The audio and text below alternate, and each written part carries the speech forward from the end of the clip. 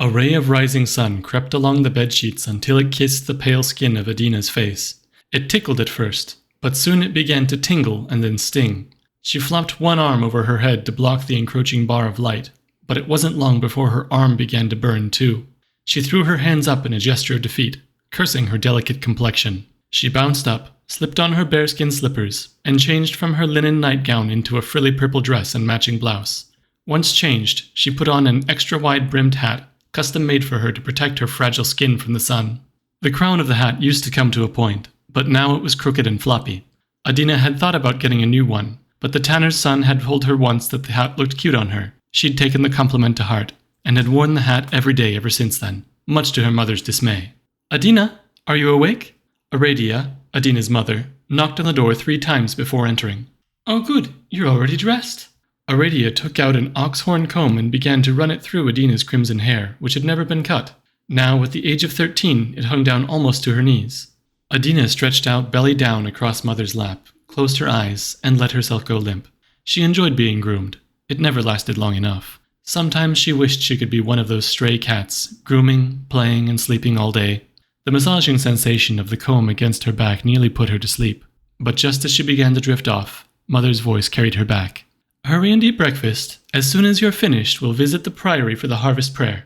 It had slipped Adina's mind. The priory was open to the public for the week of provision preceding the harvest festival each year.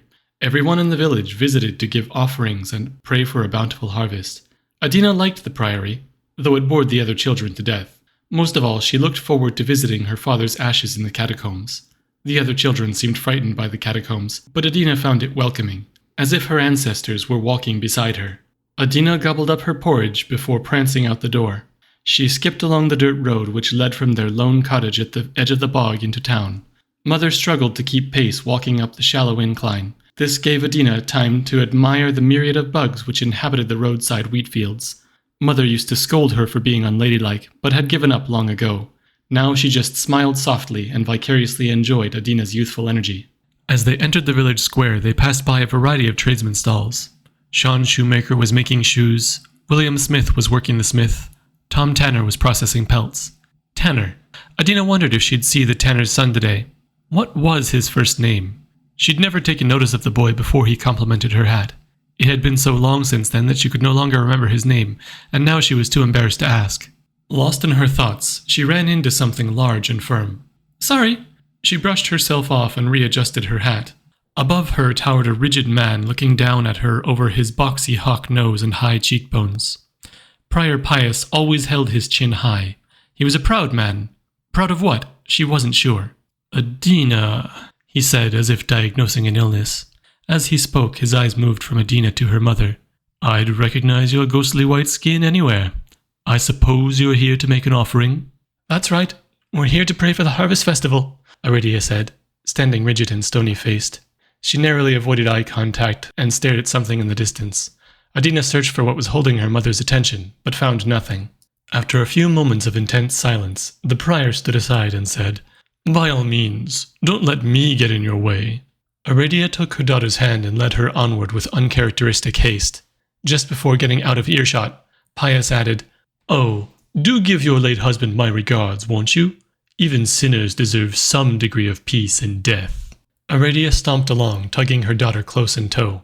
Adina was confused. The prior had always seemed like a nice enough man. Why was Mother avoiding him? Were they having some kind of fight? The thought was fleeting. Soon they reached the priory, one of the only stone buildings in a town otherwise composed of wood structures and thatched roofs. The cobbled road leading up to the gaudy spires was decorated with statues of patron spirits. Spirits of rain, spirits of fertility, and spirits of the harvest, many of which were yet unknown to Adina. Before entering the priory proper, they would visit Father's final resting place. They walked past the modest outdoor graves where most of the deceased townsfolk were buried. A small stone structure with a heavy metal door stood at the corner of the graveyard. A guard unlocked the door when he saw them approach, and hoisted it open with some effort, allowing the ladies inside.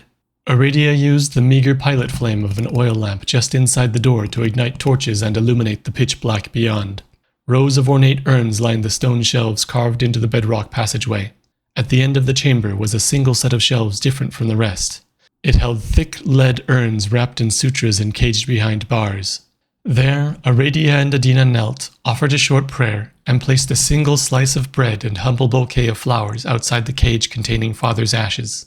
Adina felt the comfort of a warm caress. She had been too young when her father died to have any memory of him, but felt a close connection to him even so. She wanted to try and speak with him here, but Mother always said the graveyard was a place for silent reverence. When Adina finished her prayer, she left to give Mother time to mourn father alone. Nodding at the guard on her way out of the catacombs, she resisted the urge to skip on her way to the priory entrance. Inside, a crowd of villagers stood and watched as monks knelt and chanted a prayer around a large gold-plated statue of a fat man adorned with jewelry, the patron deity of revelry, the one who would hear their prayers for the festival. Strewn about the feet of the statue lay offerings of fruit and wheat. In the center of the offerings lay a sterling bowl of wine which danced and reverberated in rhythm with the monks' chanting. Fascinated by the display, Adina watched and listened intently. She could almost make out the silhouette of formless figures dancing to the chorus.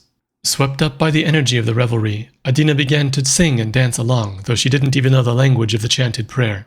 The other villagers remained silent, some of them giving her sideways glares. By custom, chanting was a job reserved for the monks. Despite tradition, the spirits seemed excited by her participation. Their forms grew clearer to Adina, and the intensity of their dancing grew. Nobody but Adina seemed to notice the spectral troupe even as they gained shape and color. As Adina chanted, ripples in the wine grew taller and taller until the wine surged into the air to take on the form of a dancing woman. Some of the townsfolk stepped back from this physical manifestation. Even the monks recoiled at the sight and lost rhythm. When the chant wavered, so did the wine woman's form. Unfazed, Adina chanted louder and began cheerfully clapping her hands to encourage everyone to follow along. The wine woman's body regained form and moved in sync with Adina's voice. Following Adina's lead, the monks resumed chanting one by one, and the townsfolk began clapping as well.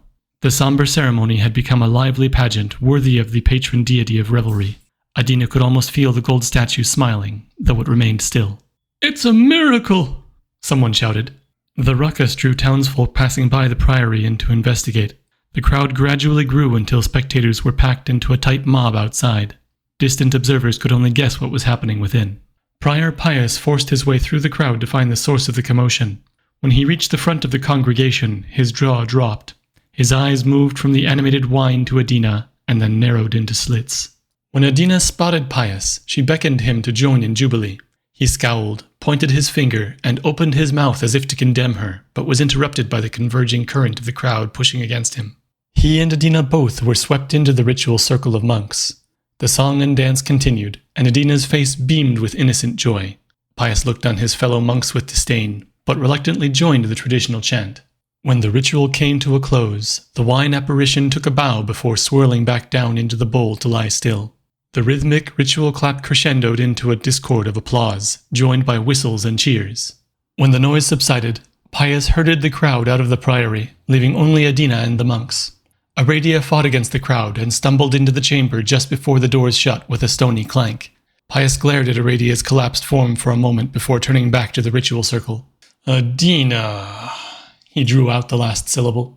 "That was amazing," one of the monks interrupted, kneeling next to Adina to match eye level with her short stature. "Where did you learn to chant?" another asked. "Oh, thank you." Adina was flattered. "I learned right here, by watching you, just now." Pius rebuked. "Only clergy are permitted to commune with the patron spirits." "That's right." The kneeling monk snapped his fingers, brushing off the prior's condemnation with eyes aglow. "You'd be a superb shrine maiden." Another monk added, "The spirits reacted to your prayer better than I've ever seen. It was truly miraculous. What do you say? Would you like to join us in prayer for the week of provision?" "Really?" Adina's excitement was mirrored in the eyes of the monks. "Can I, Mother?" Everyone turned to look to Aradia, who had just managed to climb to her feet. She looked from her daughter to Pius, then to the monks of the clergy. The apprehension in her voice was unmistakable, as she said to no one in particular, "Are you sure?" "I'd love to," Adina cheerfully exclaimed. "It's settled then. We begin tomorrow an hour after sunrise and conclude at high noon," one monk said, and the others nodded in consensus. Aradia's shoulders relaxed, and she beckoned to Adina with one hand. "Come along now. Let's get you home." Her voice still quavered slightly. As the girls left, Prior Pius stood silently and watched. The interior faded from view as Adina's vision adjusted to the daylight. Details visible through the door were swallowed by darkness, until all that remained was a single pair of glowing eyes. The next morning, Adina hurriedly finished her breakfast and ran alone up the road to town, holding on to her wide-brimmed hat lest the wind carry it away. She was so excited about dancing with the spirits again that she ignored the wildlife and ran past the tanner's booth without seeing if his son was there. She almost made it all the way to the priory without being sidetracked, until the ethereal silhouette of a cat sitting atop one of the patron statues caught her eye. Could it be a pet belonging to one of the patron spirits? She wondered. When she reached up to stroke it, it leapt from the head of the statue and vanished into the ground. Her disappointment was short-lived. Spirits were often fickle. She hurried onward to the priory. There she learned various prayers and chants from the monks, led by Prior Pius. She didn't understand any of the words. When the lyrics were explained to her, they all seemed drab. It was all about humility and forgiveness. Adina didn't feel the need to be forgiven for anything, and was humble enough without boasting about her humility in song. After each chanted prayer, the monks would ask for blessings in exchange for offerings provided by the villagers. Prior Pius quelled every outburst and corrected every deviation from the monotonous traditional rhythm. The confined ritual lacked the energy of Adina's first prayer. The distant spirits seemed as unimpressed with the display as Adina herself was. Still, day after day she visited the priory, and each day she could see the spirits more clearly. As their forms became more defined, it became more clear to Adina that the spirits were ignoring the clergy's chants entirely. One day, a lingering spirit approached Adina at the priory and spoke aloud to her for the first time in her life. "Young lady, won't you dance for us again?" She hesitated, then turned to the circle of monks and asked, "May I?" The monks shot confused glances at her, and then each other. She'd forgotten that they couldn't actually see spirits, much less hear them. She'd grown so accustomed to the presence of spirits that she no longer thought twice about it. She explained, "One of the spirits asked me to dance again. Like my first day here?" One of the monks smiled. It was a warm smile, if somewhat belittling. "Oh, Adina, I understand you want to sing and dance, but prayer is how we commune with the spirits. You can't talk to them." "Why not?" she asked. The monks were silent. "Well, what if they speak to me?" she added. The expression of the monks grew more concerned. Pius stepped forward and laid a firm hand on Adina's shoulder. "Perhaps we were too hasty to allow the young lady to act as shrine maiden. Clearly she isn't taking this seriously, spreading her fantasies among the clergy. She can't be allowed to speak on behalf of the priory until she learns discipline." The other monks reluctantly nodded.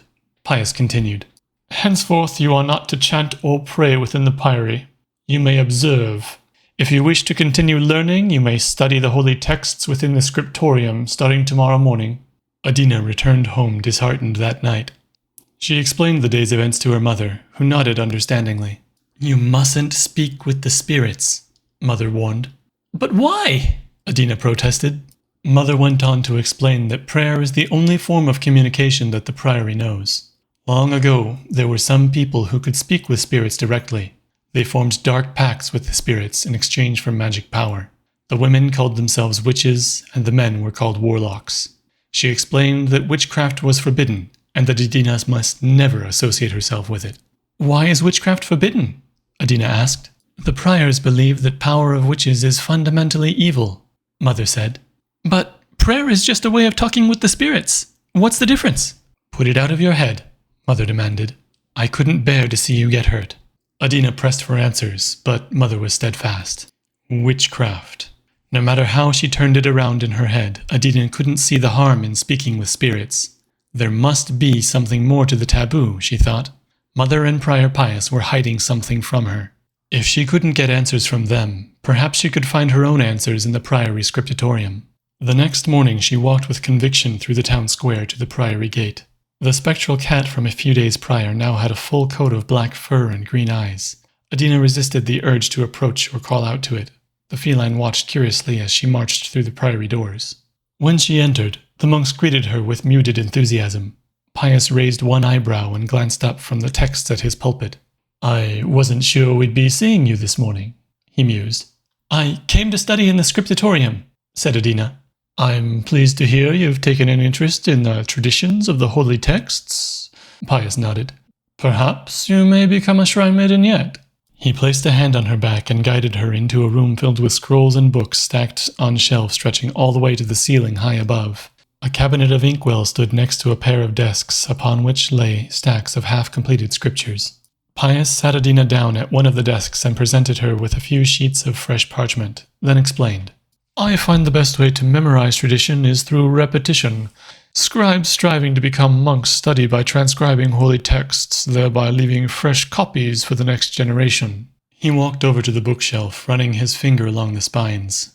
After contemplating for a moment, he said, I recommend you start with... If you don't mind, Adina interrupted, I'd like to browse the texts myself for a while before I start copying, to get an idea of what's truly important. Pius nodded approvingly. I appreciate your initiative. Very well, you may browse the scriptures freely. With that, the prior left to rejoin the other monks in the chancel. Adina immediately went to work, browsing the books and scrolls for any mention of witchcraft. She searched for hours, finding only a few passages here and there about witchcraft being evil, but lacking any elaboration as to why or what witchcraft actually was. The rest was all abstract history lessons about humility and guilt for all Adina could tell. She'd all but given up when she heard heavy footsteps enter the room. A massive form caused the floorboards to creak, and the presence caused the candlelight to dim. When Adina looked up, she saw a monster. Or, that was her first impression. There loomed a massive humanoid with an unnaturally wide, toothy mouth. It wore several jeweled rings on each sausage-like finger, and dozens of gold necklaces around its trunk of a neck. Its bare gut hung down to its knees and flopped about as it walked. It took Adina several horror-stricken moments to realize that this was the patron deity of revelry, the fat man whose gold statue the villagers left offerings for.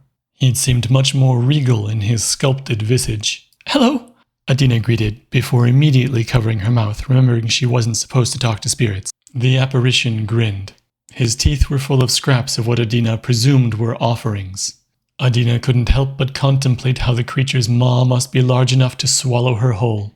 The smell it emanated was of pungent cheese and fish. Adina froze in place as the creature walked over to stand beside her seat. It looked down at the scrolls and books spread out before her. Inkwells and stones held the texts open to the sparse pages about witchcraft and magic. A toadish laugh, and the spirit walked across the room to one of the bookshelves, pried back a plank to the point of breaking, and produced a dusty old tome from the hollow chamber beyond. He set the tome on the table and slid it toward Adina, staring intently into her eyes. She didn't dare break eye contact. Is this for me? She asked. The creature grinned wider than should have been possible, and answered her question with a parable. To curse a man is to dig 2 graves. His raspy breath was so sour that it made Adina wince. When she opened her eyes, the spirit was gone, but the book remained. Who are you talking to? The voice of the prior called from down the hall. Adina was still paralyzed with fear from her encounter when Pius entered the room. She didn't have time to consider the situation. Pius gasped and recoiled at the sight of the unopened tome in front of Adina. She'd never seen him lose composure like that before. He swooped in and seized the book and held it over a candle and set it ablaze. He dropped the flaming heap onto the stone floor and mumbled to himself, To suffer a witch is to damn the village. He stared at his own reflection in the flame and grabbed the hilt of something hidden on the belt within his vestment. What's going on? Called another voice from the prayer hall. Fire! Cried another. Monks clambered into the room and stamped out the blaze, sending sparks flying. Pius withdrew his hand from his robe and instead pointed an accusatory finger at Adina. How dare you bring witchcraft onto holy ground? I didn't. Adina began to panic. She felt so overwhelmed that she couldn't form a cohesive sentence. With the mysterious tome in ashes, the monks gathered around the table to see what Adina had been studying. The books and scrolls were still open to the meager mentions of witchcraft. Adina hastily removed the rocks and inkwells holding the scrolls and books down, but that only served as an admission of guilt. To think I'd begun to trust you. Pius sounded disappointed. Adina's frustration gave way to an outburst of anger. How am I supposed to avoid witchcraft if I don't even know what it is? You're just jealous that your way of talking to spirits doesn't work. They don't listen to your empty prayers. Get out, demanded Prior Pius. For the first time, Adina recognized the rage and deep-seated hatred in his eyes. As he stood there amidst the still smoldering embers fluttering about the room, Adina sensed a flash of something, a memory, a vision of her father. For a fleeting moment, she understood why her mother so feared this man. Adina stood and ran for the door. There was no point in arguing or negotiating. She knew she could never go back to the priory. Tears streaked down her face, fueled by emotions she only half understood. As she ran, wiping tears from her cheeks, a gust of wind lifted the wide-brimmed hat from her head, carrying it away like a kite. Though the sun burned her exposed face, she dared not turn back. She kept running until she was home. Still bawling, Adina leapt into her mother's waiting arms and cried a tale of what had happened. Together they sat in the old rocking chair. Aradia listened to every traumatic event, wiping away her daughter's tears as the story went on. When the story concluded, Mother let out a deep sigh, squeezing her daughter tight. After spending a while embracing, in silent deliberation, she said, "I have something to show you." Thank you for listening to this reading of Adina, Chapter 1. Authored and read by Garrett Ordiway. Pen name, Hage Maoh. If you'd like to see more videos like this in the future, please consider liking and subscribing.